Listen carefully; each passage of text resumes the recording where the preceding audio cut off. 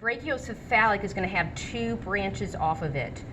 The left common carotid, the left common carotid artery is going to travel, excuse me, up alongside the trachea.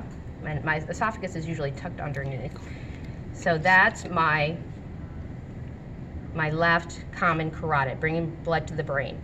This next to it, just on a side note, is the vagus vein, or vagus nerve. So this cat's so big we can see it. Also, off of the subclavian, so the brachiocephalic, I have the left common carotid, and then I have the left common carotid going up, not the left common carotid, I'm treating my mixing around my right and left. My left common carotid, my right common carotid on either side of the trachea. If I go back to my brachiocephalic, I've branched off my two common carotids.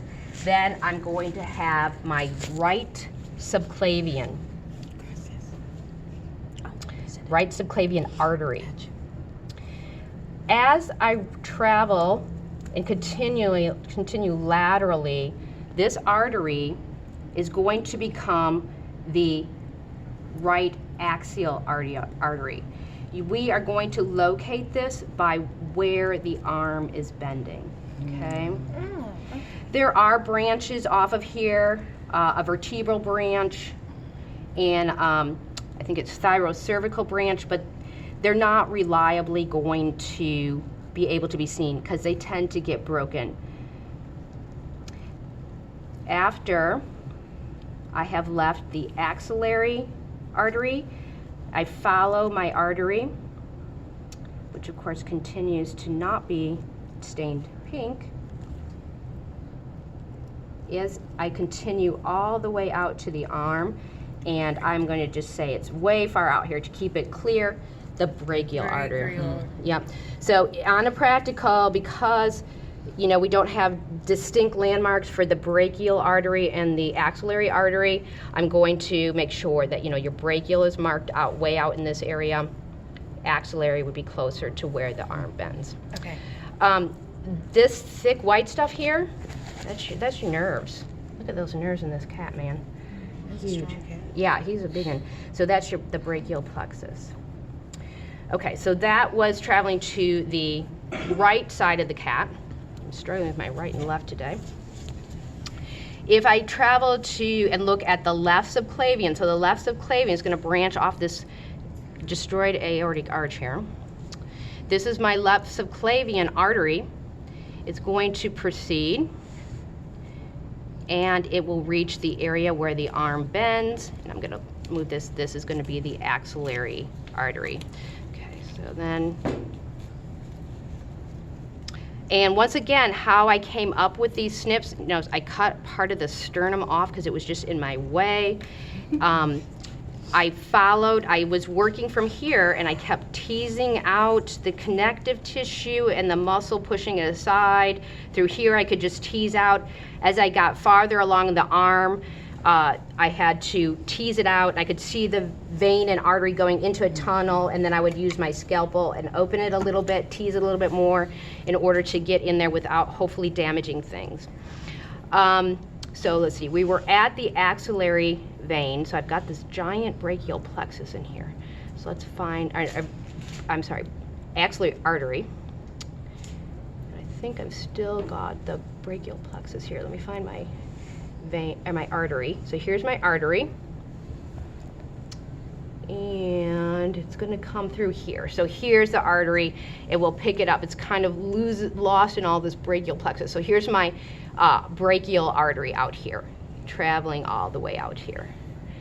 And it's really tied in closely with these nerves. And since it's not stained pink, it's harder to distinguish on this cat.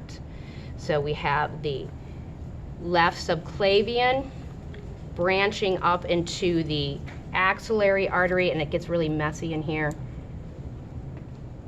up in this area, and then we travel to the brachial artery in here, buried in with all the veins, or the nerves. I've lost it now. Stuck in there with the nerves.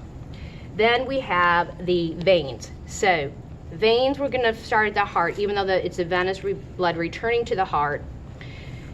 At the level of the right atrium, this very large vessel, this is what we would call the superior vena cava. In the cat, we call it the pre-cava. So these stained really nicely in this cat. And since he's so big, they're nice big veins, which is very helpful. So we have the pre-cava. The first extension that we come to, well, in this cat, they're really close together, but this extension that has come disconnected, when you first open your cat, it's going to be connected to the chest. This is the internal mammary vein. We also have another vein that branches off that's going to head deep into the thoracic cavity. This is the azygous vein. The precava will continue, and it's going to branch to the right, to the left. These are the brachiocephalic, so heading towards the head and the arm. The right brachiocephalic, the left brachiocephalic. The right brachiocephalic is going to branch into first the right external jugular. It's going to go up here. Then, after that branch, there's a very small area that is the right subclavian vein. There will be another branch that is the right subscapular vein. I've lost my dye, but the vein is still very thick, so I can follow it. Subscapular. After the subscapular, we are at the right axillary vein. After the right axillary vein, we become the right brachial vein. The right brachial vein, this may be, in a smaller cat, difficult to find. It will fork when you hit the elbow. The fork portion that heads up towards the paw, that's the right median cubital vein. So that's like our antecubital for us. His is really nice. I've never had a cat with that nice of a median cubital vein previously.